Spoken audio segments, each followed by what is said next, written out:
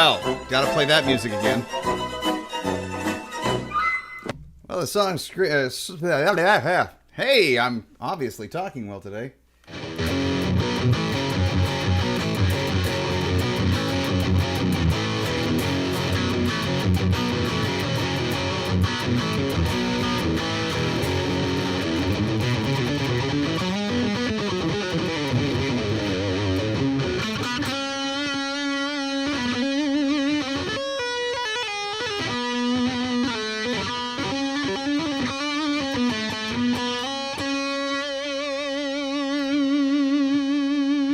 Some interesting things to say today. I have had a boatload of stuff to do over the last week. And so many of the things that I intended to get done, the Wicker Man solo stuff, I worked on. Yeah. Did I get it finished up? No. But I was wrong about a few things that I was endeavoring to figure out on the fly. Not much, just a little bit. And when I say not much, I mean 50-50. You're on the spot and you make it up and, you can kind of, I think, what's the term I'm looking for? You can vamp and, go along with things and kind of get a general, hey, this is probably how it goes type of deal. And it'll work out all right, 50-50. Wow, holy crap, where'd that come from? Me, obviously. So let me open that up there. We go, right, like that. And there we go. Don't want to look at that, but I do want to see if there's any chats coming in. So, but I got topics tonight. Topics are fun. Topics good. Let's see here. Make sure that this is refreshed and going, and muted, and all that kind of good stuff. But yeah, boatload of stuff this week.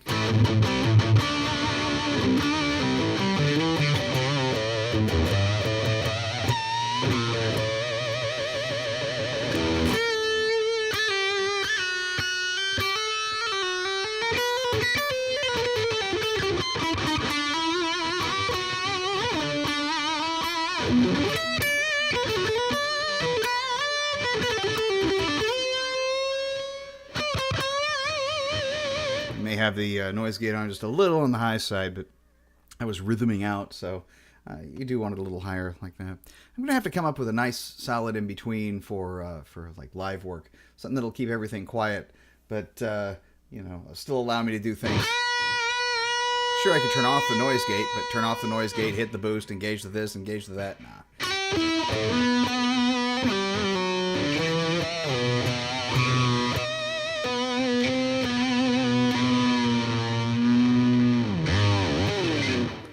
I want to talk about a few things today, and the things that I want to talk about I think might be topically interesting. A couple of things have nothing to do with guitar. I do have to say that immediately.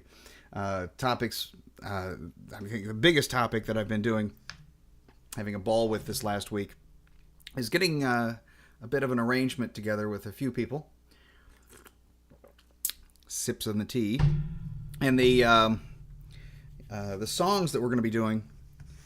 At least just as kind of a feel-out maneuver. Hey, you play like, oh, what do you play like? Hey, how are we jamming together? That kind of stuff. And that's coming up this Wednesday. And it's funny because anybody who watches me on an even semi-regular basis or knows anything about me probably knows that the majority of things that I've spent my time doing are playing things really fast.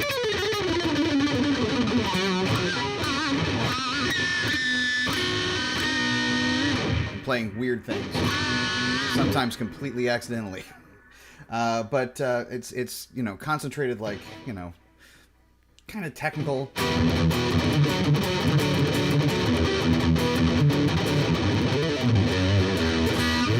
I like to move around a lot.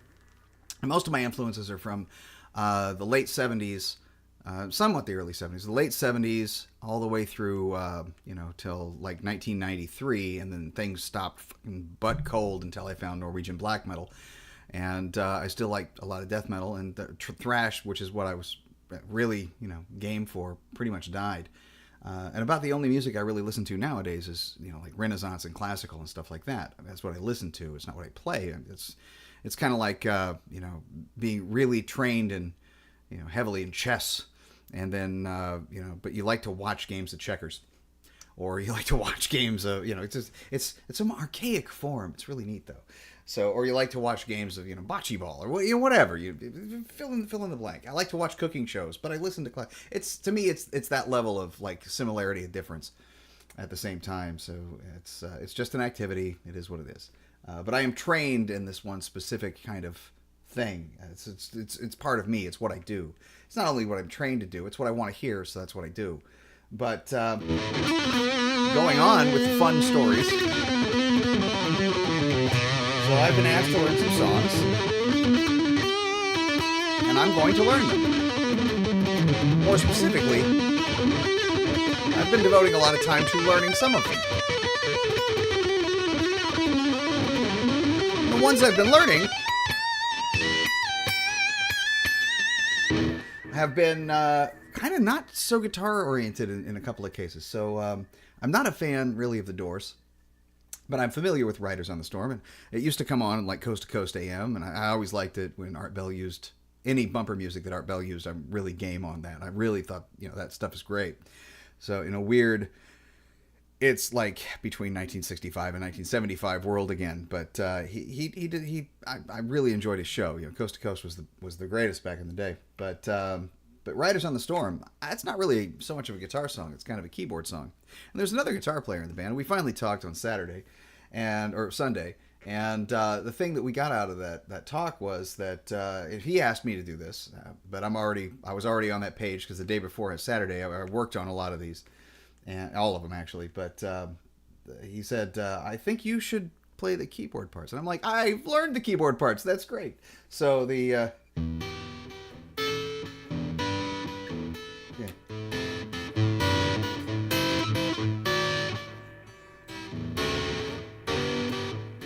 which I think is just as well.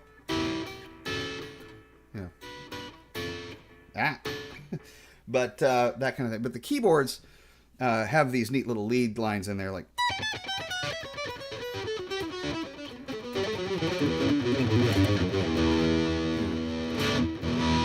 And that's pretty much it. And then you get me singing, which I'm not going to be, so that's good. Everybody's going to like that. Riders on the Storm. Yeah. Thank you, other guitar player. Riders on the storm. Into this house we're born.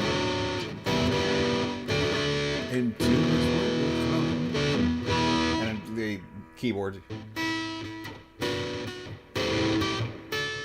It's simple as that. And if you want to,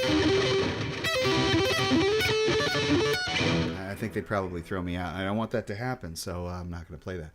But you get to learn all those neat things, and then there's the lead part, which is pretty easy for the guitar, and I'm not playing that, so I'm just.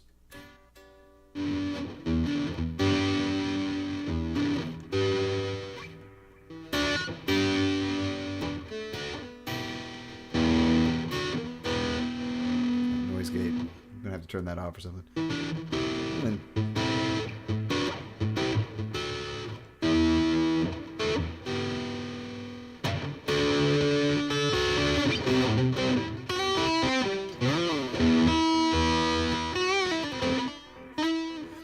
this is one of the most Dorian songs I ever heard, though, because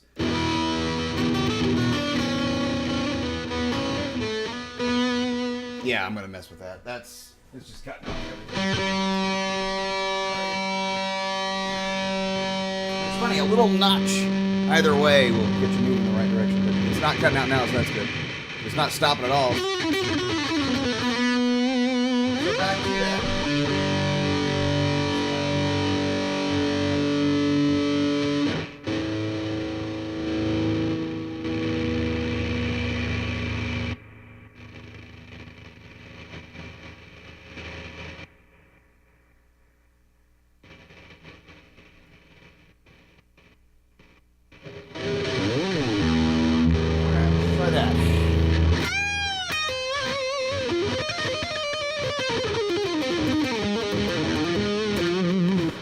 So yeah, that'll work okay, I guess, for the stream at least. So the thing is, I wasn't really working on that too much. I figured that I kind of got that. One of them, though, that's kind of troubling to me is Season of the Witch by Donovan. And it's really just kind of a... I'm going to go clean. A little loud clean with the boost on. That'll do just fine. And then you get the... It's a kind of a... You play it this way. You can play it this way. Which is not surprising.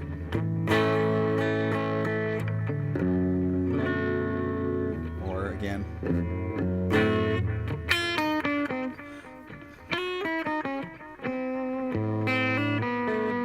You.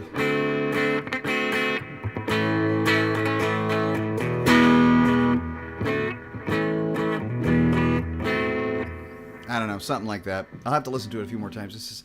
I am not familiar with the music. I've never listened to it before. Have I ever heard it before? Probably on a movie somewhere. Slipped by like somebody speaking French to me. I don't understand. So moving right along. Hendrix, All in the Watchtower? Yeah, sure. I've listened to that on and off periodically since I was 15. I'm not the biggest Hendrix fan in the world. And can I play like him? I'm not going to try to because I'm not really a fan of Hendrix either, but people are. And I recognize him as being a great, and I understand why people like him, and I also understand why, even people who don't really listen to him have to appreciate him. I mean, no Hendrix, no Satriani. So, and I like Satriani, which leads me to the next one. So the Doors, not the Doors, the Pink Floyd. Pink Doors would be a fun band, though. Yeah. What is that?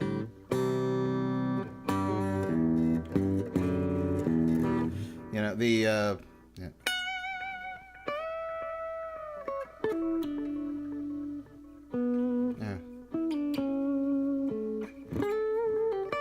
I'm not playing anything correctly tonight because I am pooped, but that's part of this stream until you like it type of thing, I guess. Anyway, no. So what we've been really working on, we as me, is a kind of throw-in. Because I said, can we do something Satriani? I don't know a lot of Satriani tunes, but I'm really familiar with a lot of old Satriani tunes. I mean, those are the kind of things that I've listened to like on a regular basis, one way or another, since I was like 14. And, well, that's like 36 years. About how long I've been playing. So I know the melodies. I've heard them many times. Well, there's been one tune that has always been kind of killing to me. Not crushing. Crushing Day would be excellent.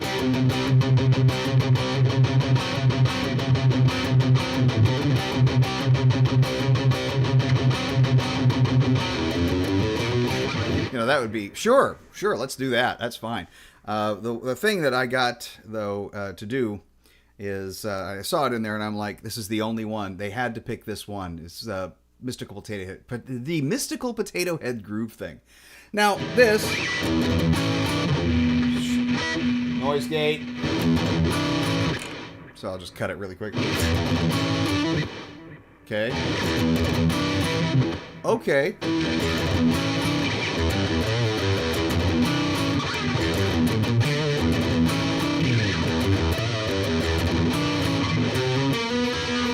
Something like that.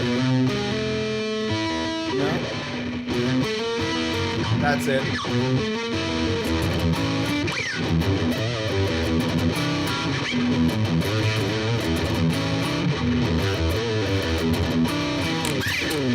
And then...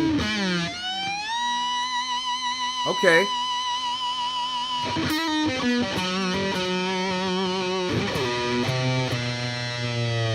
You notice that partial harmonic there? It's not a full, it's just partial. That means you kind of hit the harmonic and you're making some more overtones, come through. And then,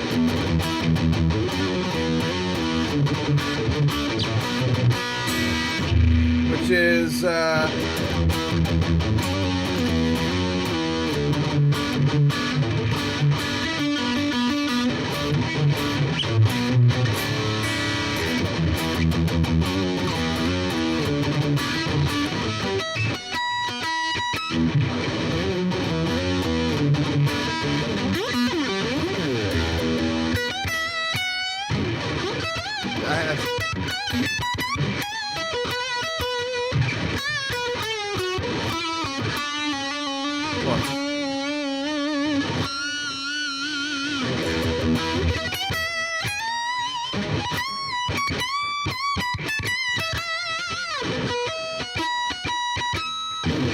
This is the part that I had a problem with. Everything else is kind of like, yeah, I can get that. Okay. But this is a B minor 9 arpeggio. Volume kind of down for this. Mute.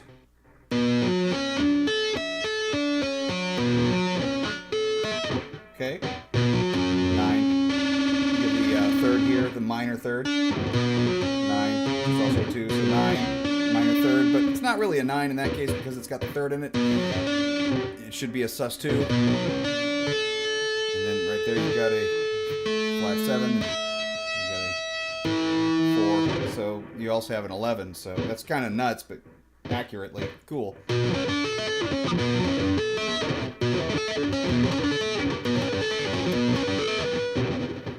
It's not easier on this guitar. Thinner neck too. Then you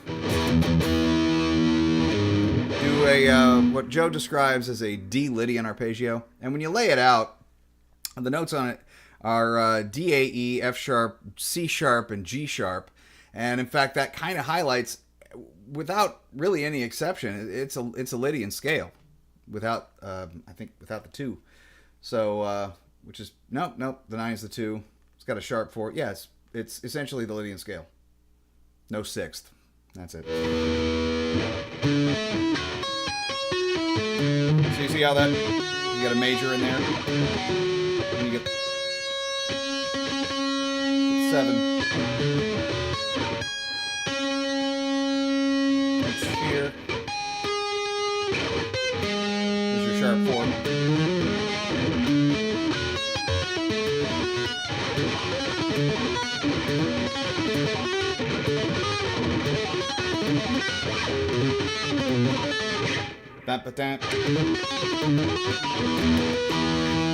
So, as you can tell, I'm having a little bit of problems with that, and it's not the easiest thing to just switch back and forth between, and so way props to Joe for this crap.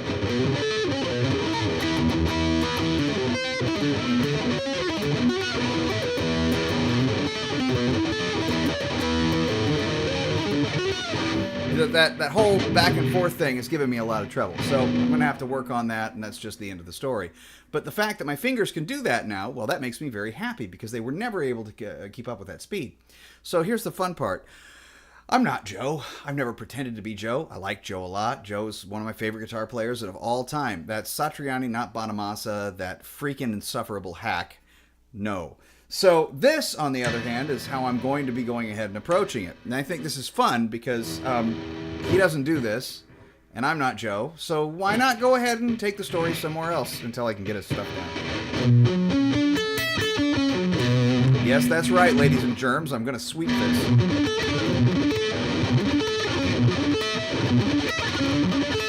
Something like that.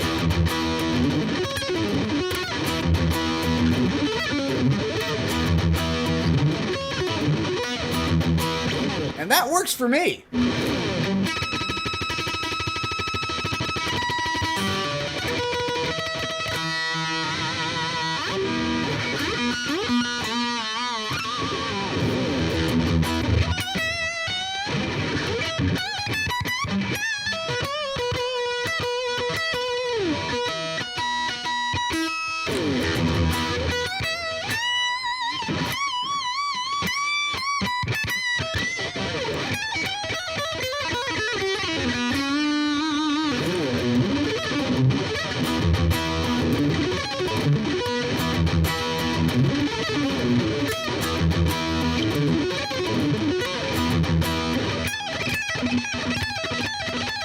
And he does that a lot, so I'm just going to stop there.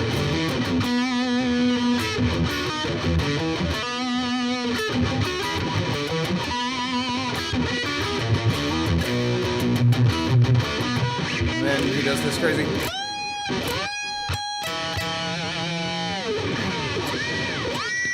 Which I could do. Sounds better to me. That's it.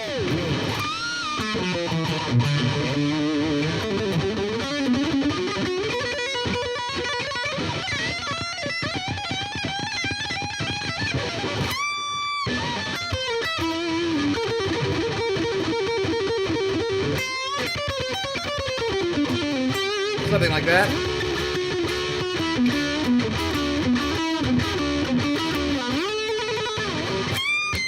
Actually, that's it. Yeah.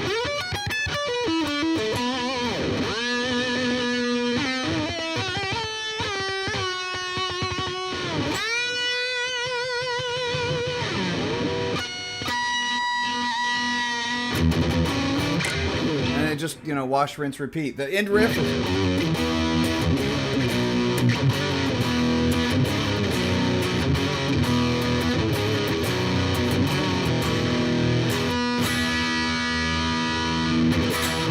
something like that. So that's fun. That's why I've been dead silent lately, and that's why I'm a little late. Actually, why I'm a little late is I've had a guitar project. Guitar project it's classified. Am I building another? No. May I have another one around? It's possible. Did I sell the one that I was trying to sell to maybe fund the project? No.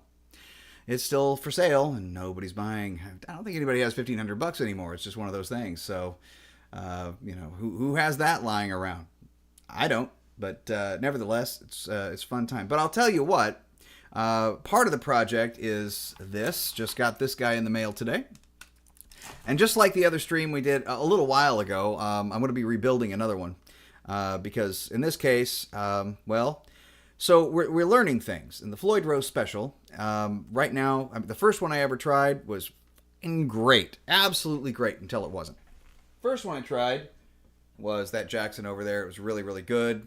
I haven't really had any problems with that one. It's Floyd Rose special. It's fine. Next one came with that Jackson, the Greenie. And it was great until it was. That was the one that was great until it wasn't. I forgot that's a Floyd Rose special. But that was great until it wasn't. And when it wasn't, I had to replace its saddles. Okay, it's great again. It's fine. In fact, it's better than it was because it's steel and it just resonates. It's like it's alive in your hand. This one, I had to replace. What do I have to replace? I want to say I had to replace something. Pretty sure I did. And I think it was the base plate. Well, at any rate, what else do I have back there? Oh, yeah. That one. I had to replace the base plate on that one. Was it? Could have sworn it was this one. I don't remember. But at any rate, I had to replace base plates on stuff. I really think it was this one. But that one over there, I had to put steel saddles on. I had to put steel saddles on the other one. Base plate was bad, so I had to replace that. I'm pretty sure it was this one, even though this one does say Jackson on it. It should say Floyd Rose like the other one did. But at any rate, so I had to replace all that crap, and, life goes on. But the main thing that seems to be wearing out is the knife edges on these wind up getting chips in it because of the powder coating coming off.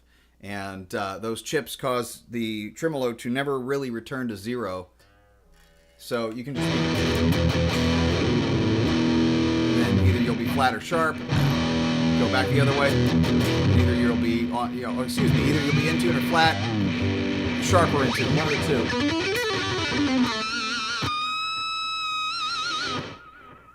So, but no, I've got a guitar project. That's part of the project. If all goes according to plan and my soldering skills remain intact, you guys will be seeing it next weekend. So that's not next weekend, but next Monday, even if I stream a little on the late side. So last week, I never finished the story about Shadow Demon. And it was the small bit of it. Have you been in any bands that I would heard of? No. But my 15 minutes of fame, which was really 5 minutes of fame, this is the story I wanted to finish telling. It's a really simple one. I was on, I was in that group. We went up, recorded the demo. They kept a couple of things. I got a copy of it. And it wound up in the hands of KISW Metal Shop. And Kevin, I want to say it's Steve. It's been a long time. But back when it was co-hosted by like two folks. And we got to actually know the DJs just a little bit. They practiced or at least one of the guys practiced just a little bit, right, a couple of storage units next to us, which was kind of cool. So we'd go out and hang for a little bit, and he would, tell us some stuff. He's like, I got this interview with Michael Ackerfeld. Here, listen, Opeth, and I'm like, wow, cool, neat. I have one of their albums, and then I had lots of them. But we got to listen to a little bit of it first, which is really, really cool. And before anybody else, it was really kind of anyway. They wound up getting a copy of Shadow Demon.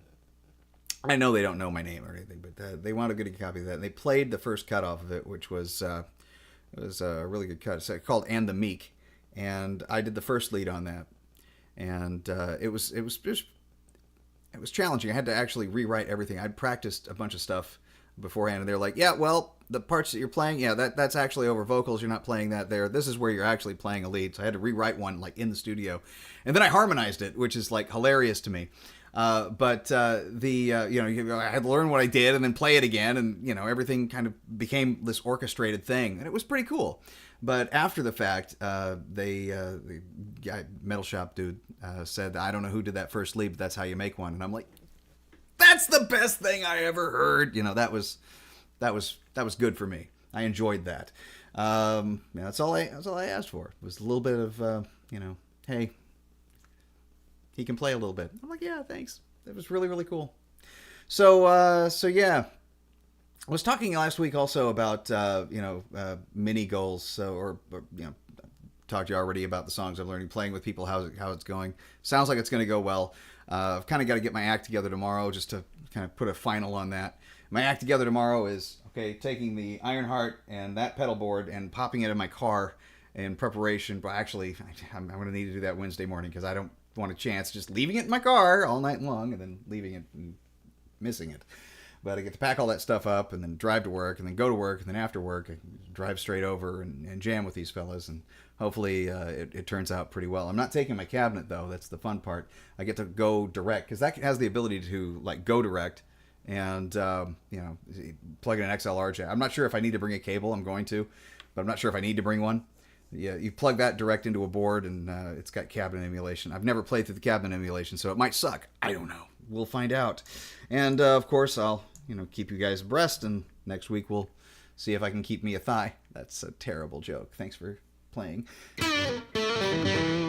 So yeah. Oh, and coaching. I was talking about like coaching, mini goals and all that kind of stuff. So the difference between coach and a teacher. I did talk about that last week, but the main thing that I would say that is, I know where you explained to me and where you want to go, and you have me listen necessarily to the music that you like. And one of the things that I will do is I will, craft a particular thing, like, all right, he needs to play like this, or she needs to play like this. This is what needed to be done. All right, great. So we'll have a talk about it, and we'll try to get some philosophy out, and, really kind of direct you. Okay, this is where you want to go. Well, we'll direct you into, okay, if you stop doing this and you maybe move along like this and try to think of it this way and blah, blah, blah, and we'll move you there. But the mini goals are the important ones. Like fella last week was having trouble doing a kind of a mindless exercise because his hand was hurting already. And this is where the mini goals thing come up. All right, well, the mini goal is to just, your hand's going to hurt a little bit, fine. Try a different hand position. Okay, is your elbow in like this and you're trying that? Okay, that's not good. Maybe out a little bit more. Try to keep the fingers level with that one string, and as if you're already playing them, so you don't have to change positions when you're going. It's just little moldings, little coachings, stuff like that. That's how it works. But the mini goal in his case would be, just to be able to play 1 minute consecutively with proper technique, nice and slow, not using too much pressure. If you're using too much pressure, you'll get exhausted more quickly. I mean, we could do the same thing with like finger independence exercises. This is a great one. Got it from a friend of mine long time ago, Justin, who got it from a bass player named John Patitucci, his video. But it works. It's a great exercise. Yeah, it sounds like Mario. Yeah. But that's pretty much octave. And in this case, it's not an octave, but a sharp 5. So sharp 5 again. Now, you could do octaves if you wanted to. So that would be fine. You can build up the whole scale that way if you wanted to. But this really makes you think, at least, You know, if you, and you can do it in different places as well. But really, you're just, that's it. That's all you're really doing, over and over and over again. But it's a great exercise to build fingertips. So if your fingers are like, I don't want to move like that, well, we're going to make you move like that, but we'll do it in a way that makes it feel like you're working towards something, because you are. But that's what exercises are for. You know, you don't do exercises that I've got kittens that might be hungry out in the living room. So anyway, they're little ones too, real little. Nobody does any exercises to not do the thing that you're exercising for. So, you know, why bench 250 if you don't think you might have to lift, you know, that kind of weight? You know, why are you running? Well, I'm running from an early death. There you go. That's why you run. Most people just look at me weird when I ask that, but you know, you got to ask that question. I like to run. Why? What are you running from? I don't run unless I have to. Well, that's another reason there too, isn't it? So if you have to run, you can. But most people that run I gotta say, don't really think on their feet fast enough to think of those reasons. But, you know, if you think a lot, you'll think of those reasons. And, yeah. But nevertheless.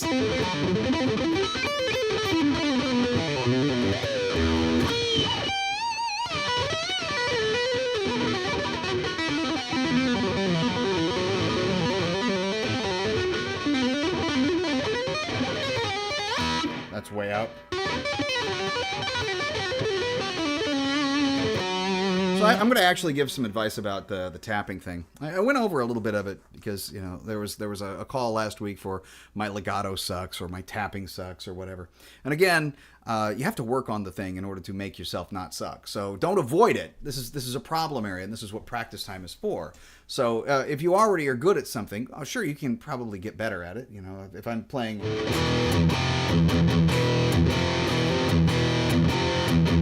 I go back to King Diamond a lot.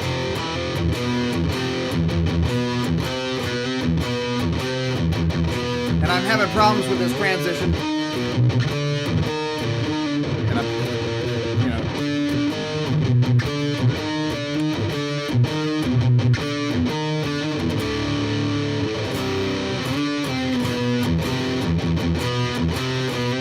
Well, anyway, if I'm playing that and I'm having problems with that, well, what am I going to do to be able to work on it? That sounds right.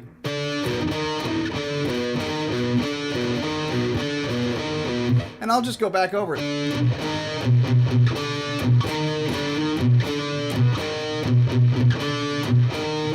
I'm not doing it the same.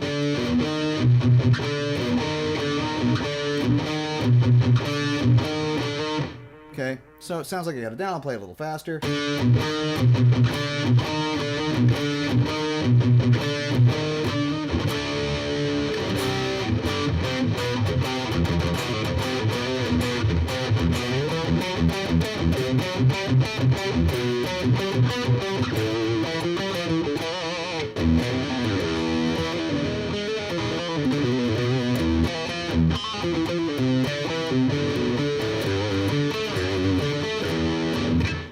I'm just goofing off.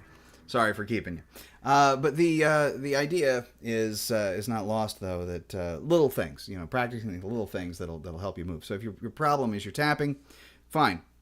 You can take this exercise and you can move it along to something else and try to make it somewhat musical. If you're looking at doing multi-finger stuff, especially. So this, let's try to do that.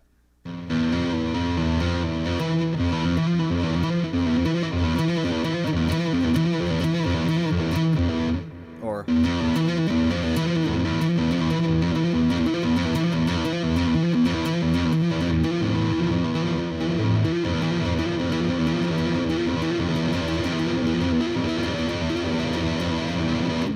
can go nuts with that, have fun with it. But I think the point would be to just tap one note. So we'll find a note that goes with this.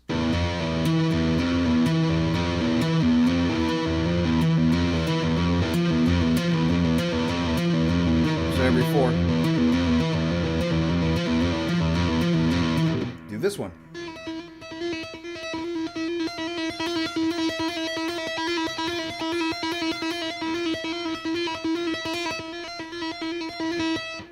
And that, to me, is probably a good way to start. The next one.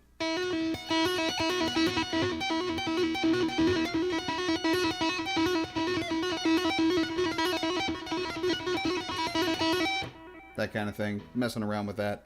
But basic shapes.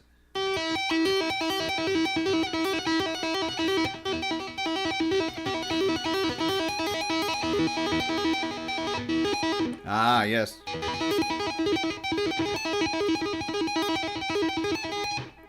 But that'll start you on the road to doing other tappity things.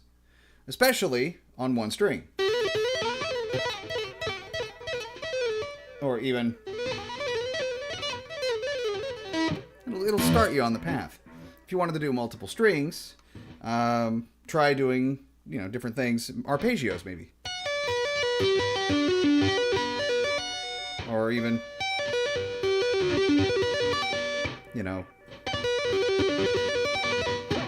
well,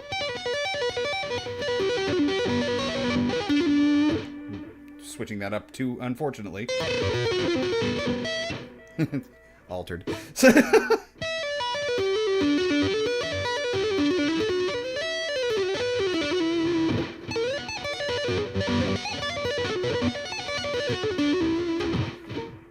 That kind of thing. But wash, rinse, repeat. Find something that you feel compelled, to do. If it's simple, so be it.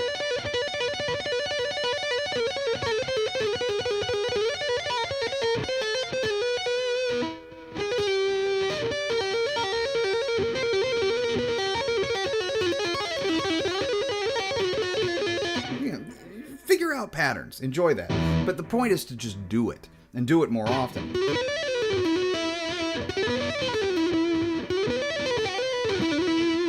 Or...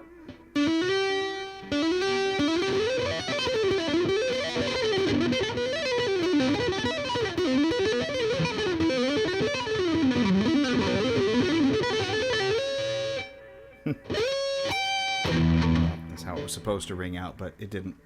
So, but that's the whole point, is to find little patterns that really work for you. Oh, hi there. How you doing, Alla? So, Alla Biragoats? Interesting name. Cool. And, of course, TV. How are you? Good night to you? Well, it's night to me, so it's getting there at least. Sun's almost down.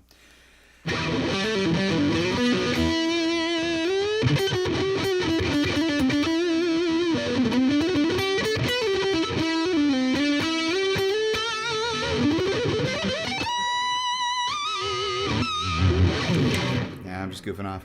So, but the whole thing I was talking about with...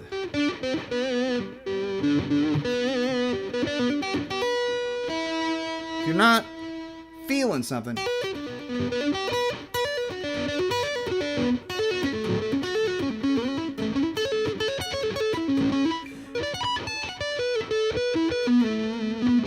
Lunchtime.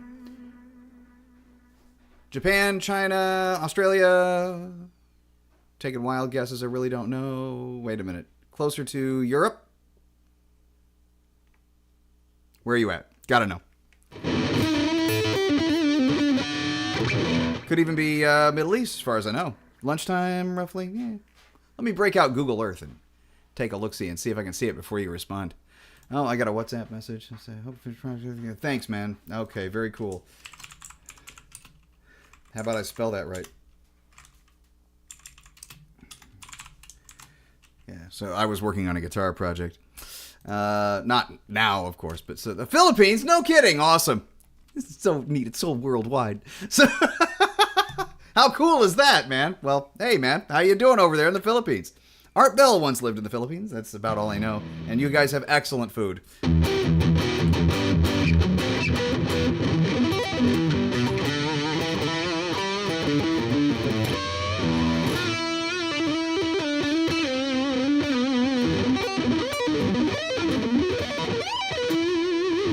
So some neat stuff that I've been working on that I've got to try to share a little bit is trying to come up with a cohesive way of talking about the people who drive here in Washington State. I'm one of them. So I'm in Washington State. Hello. But the The problems with the drivers that we have here, it seems to be getting a lot worse. There's not a lot of enforcement like there used to be on like broken glass, issues where they're really small things, but small things can steamroll into worse things. So it's good to take care of stuff. I mean, if you're going to make something, illegal, and it's probably a good thing to be illegal in some cases, like changing lanes without signaling. But if you're going to make something illegal, you might as well enforce the thing. And, there's just not a lot of that going on. But now, as far as speed limits go, personally, I think all of them should be raised by at least 10 miles an hour because 60 is crap and 55 is crap, especially on a road that was designed to allow 120-mile-an-hour traffic. And our highway system, little known fact, was actually designed that way, mostly for emergency vehicles, but for a safety concern and safety margin for those emergency vehicles. They were made to do double a rated speed limit. And at the time, the speed limit was like 70. So, 140 mile an hour should not be out of the question for, as far as like emergency services and stuff. Great, understood. Why can't we at least do 70? Or 80 in some cases. I mean, seriously. And through town, 25 with the safety features that we have on the cars where people are supposed to be able to survive impact up to 15 at least miles an hour. Come on. Let us do 30. 30's good. School zones. Let the children run in fear. Survival of the fittest. Let's go 30 there too. So anyway, the idea though is I've got this notion that a lot of the drivers in Washington State has nothing to do with guitar, but I have to talk about it. I want to call them douchebag drivers. And there's a couple of different types. And the first type I'd like to talk about are the pass holes.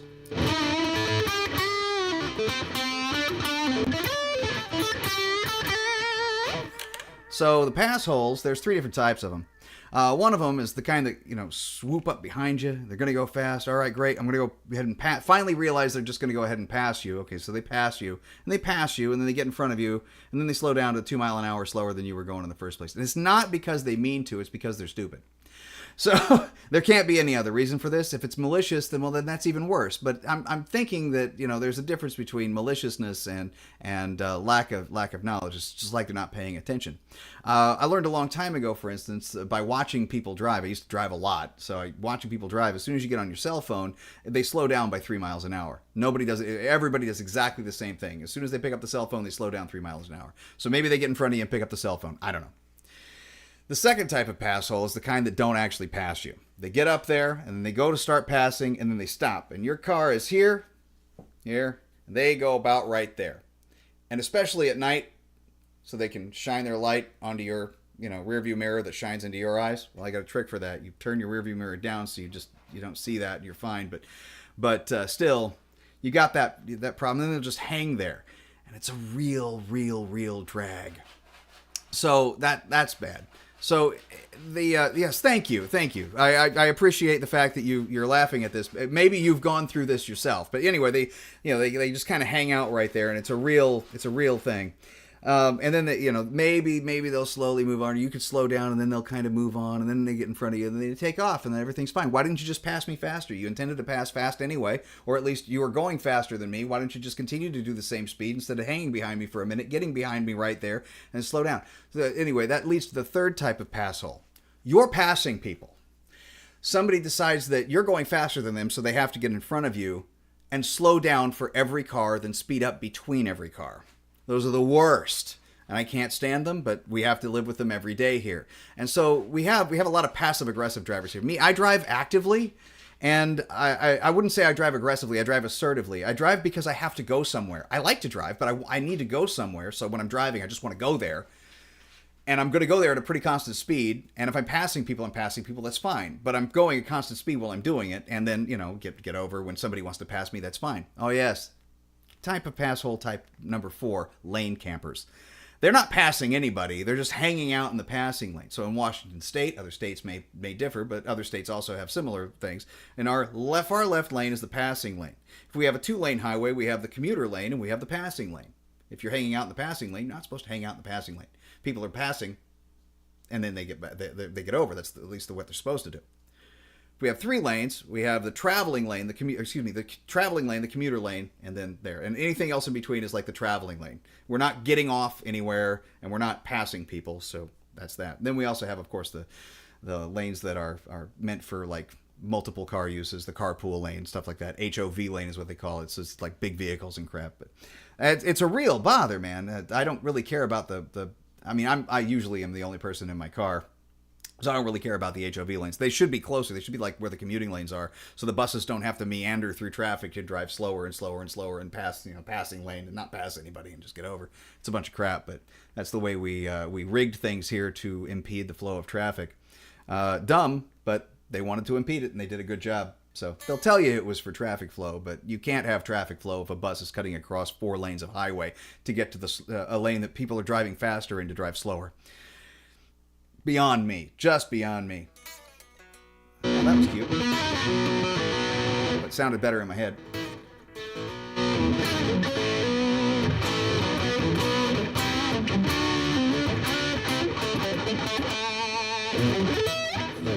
So you play guitar? Assuming you're still out there.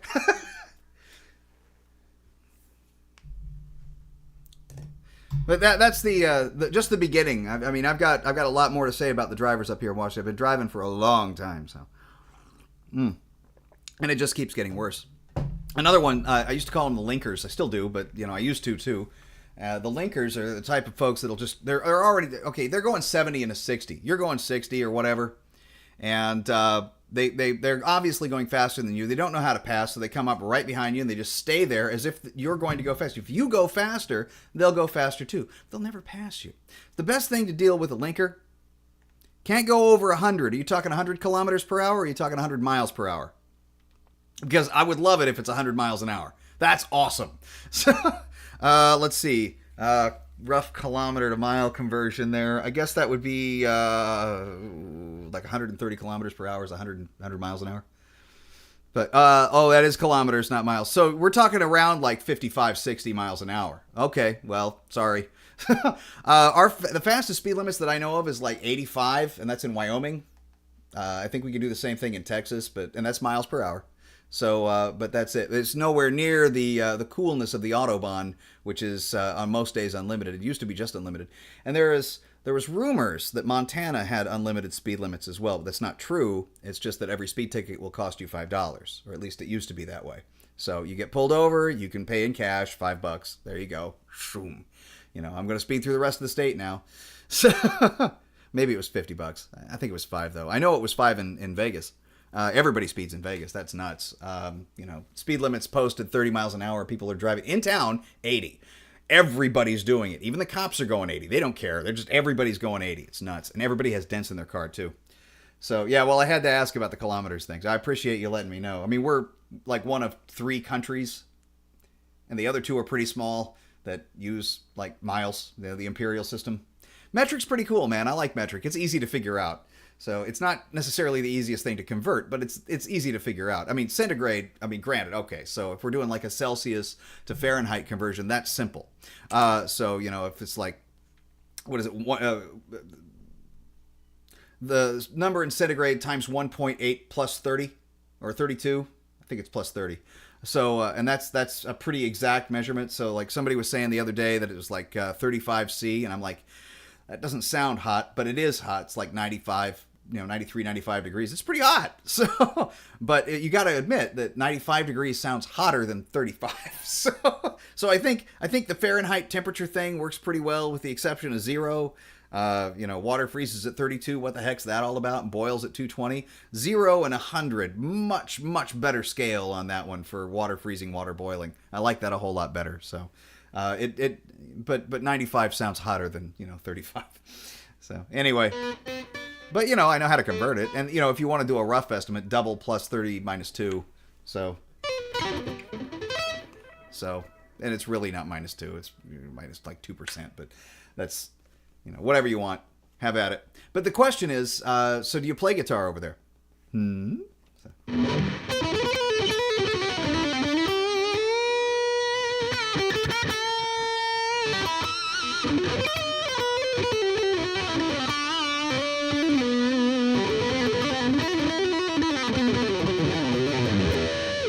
So, live stream.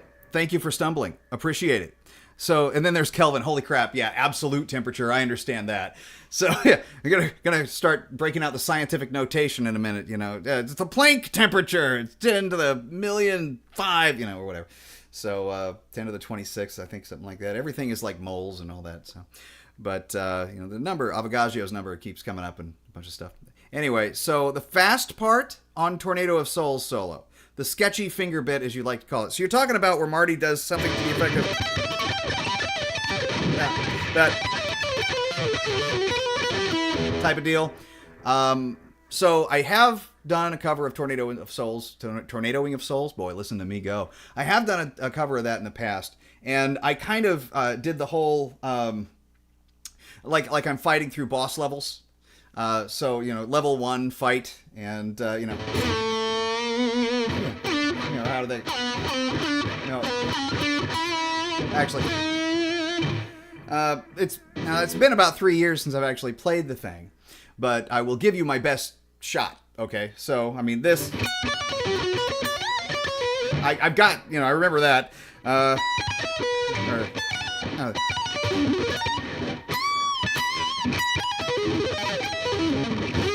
something like that. And then he does this octave thing.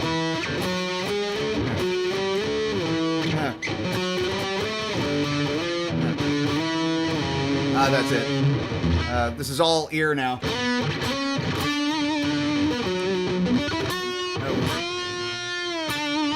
Remember, yeah, but remember, he always bend from wrong notes. So that's a minor third. Lands on that, so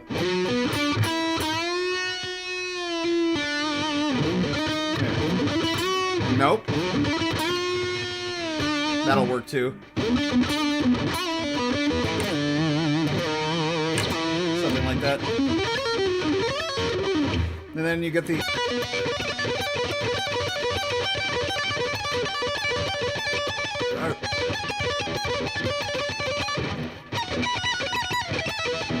no? How did that go? Something like that. Vague recollections. Then the crazy part. So, and I actually think it's here. Don't quote me on this. Ben Eller's got a decent, you know, thing with it, but if you watch him play it, I'm not sure. Okay, so before I continue, so there is a Marty Friedman instructional video. Are you familiar with it? It's called, I think I want to call it Exotic Rock or something to that effect. Exotic Metal Guitar. And it's back in the day, you know, way back in the day. And he's playing everything with a clean tone. So I'm going to play everything with a clean tone. Boost off. There we go. And it's essentially one pickup. That sounds about like it. And he goes over the way he picks, the way he approaches a lot of things. And I think you'll find that there's a lot of repetition. And I'm not saying this in any kind of derogatory way, because Marty's amazing. He's just a freaking master. But he's discovered this way of kind of, it's kind of a rolling technique.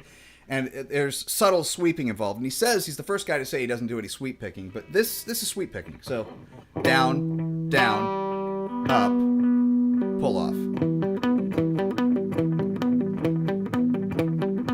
And for that, you will need a downward pick slant, like they talk about, where your pick is like, if this is the outside is pointed down, you know. So, okay, so this is downward pick slanting.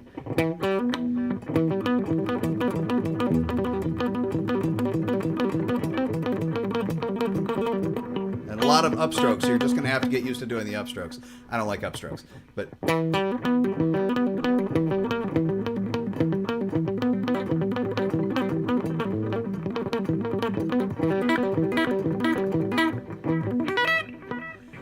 So you get used to this. So the whole thing, I'm showing you that to show you also that he does this.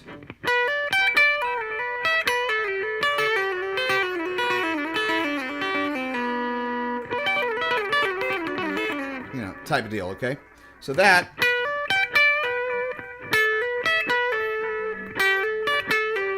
And really, that's just a slide down. So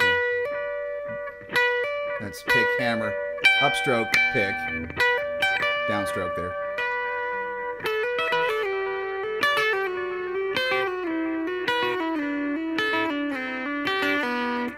And that's kind of what this whole thing is based on. So you get this kind of a roll.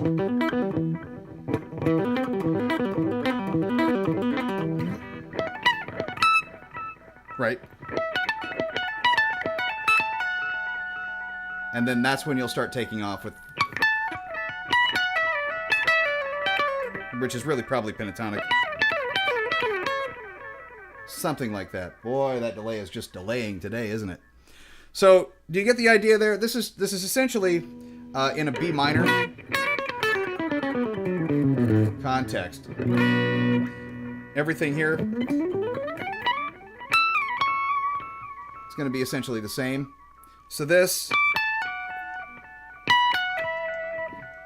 feel free, by the way, once this is over, to go back to the video. It's on the live section, my channel videos live section. Go back to the live section, and anything that I'm doing here that's too quick or not, I don't explain enough. Go back to where this was and take the speed, because there's a speed thing you can do. A little cog, hit that speed, take it down to as slow as you need to 1, makes me sound like I've been drinking. And then also to make me play slow enough that...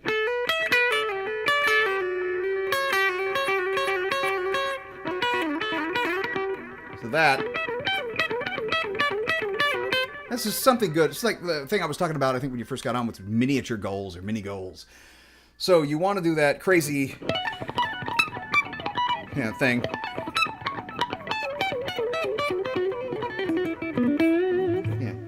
You want to do that, this is the approach to take. Start practicing things like this.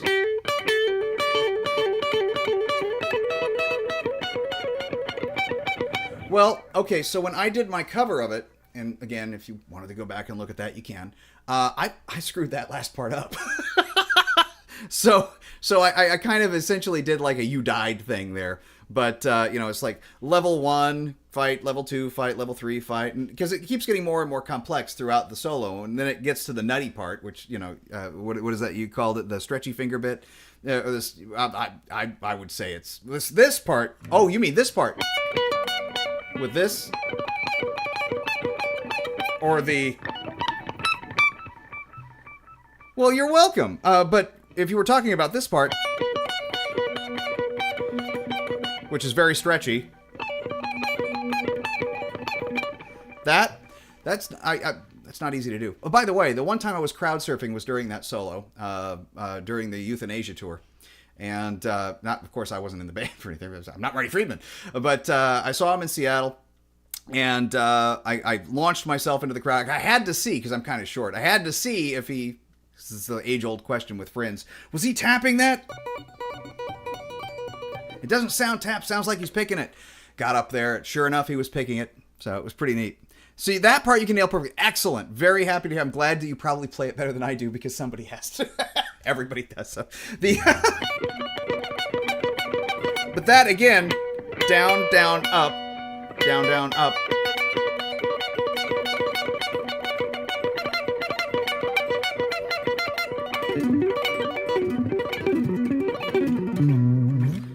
So it's all a part of that. That's the whole thing. Well, that isn't a part of the song, but that technique is really kind of it.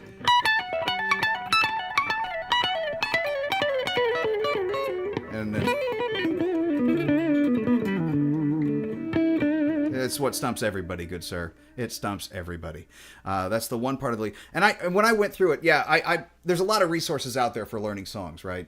There's tabs, which I hate tabs because tabs can mislead you.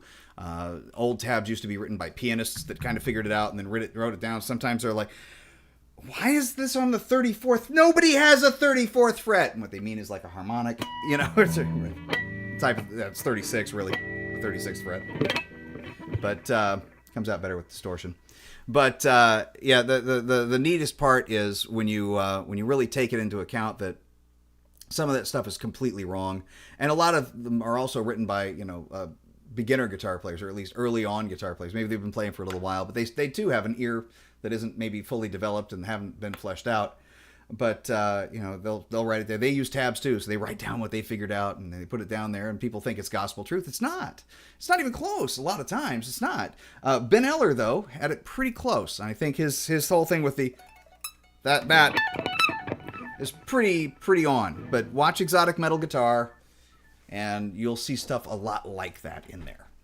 Marty carries those old methods with him, and it always seems to sound fresh and new because he's continually varying them.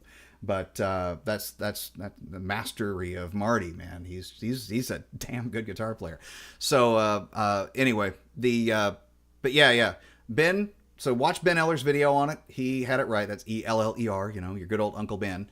I think he had it right, or at least pretty darn close to it. But there's a couple of parts in that solo that I thought were wrong, but I went through that, slowed that thing down, isolated tracks, meticulously tore this thing apart. And yeah, I think he's right on almost everything, Ben Eller wise. The other stuff that he's not right on, though, is the octave thing, that thing with it. There. Marty plays those in octaves.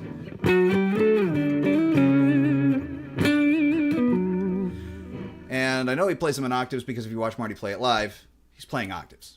So it's octaves. And it sounds like octaves. So I think he missed that part. But most everything else I think he got pretty well right. But I encourage you very also, listen to me with the English, I encourage you very much to take the music that you're listening to. If you can find isolated tracks, that helps a lot. But slow it down and really try to get it in your ear exactly what they're doing in the time that they're doing it in.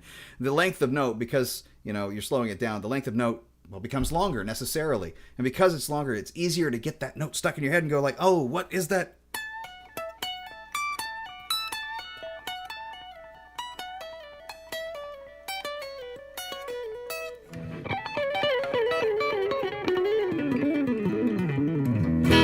It's easier that way. It's a much better approach. Besides, music is a language. And if we're trying to learn somebody else's solos, it's a language of mimicry. And so the best way of doing that is to use your ears so you can listen better and then convey better your own thoughts. So when it's time to write a lead and you're thinking, I need to play these particular notes, you already know how to figure stuff out because you've got practice in it. I'm playing over. And I want to do something kind of neat.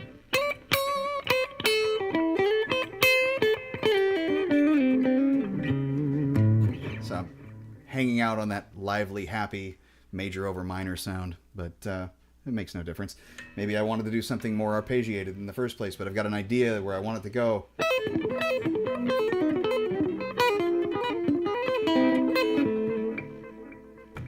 Fun. You could try all sorts of things. Well, I hope I was helpful, but like I said, look up his old video, Exotic Metal Guitar. I think you'll find it exceedingly helpful. I'm going to go ahead and bounce. It's past my bedtime, but it was really hella good talking to you, man. Take it easy, and hopefully maybe we'll see you next week. But in the meantime, peace out, play faster, all that kind of good old stuff.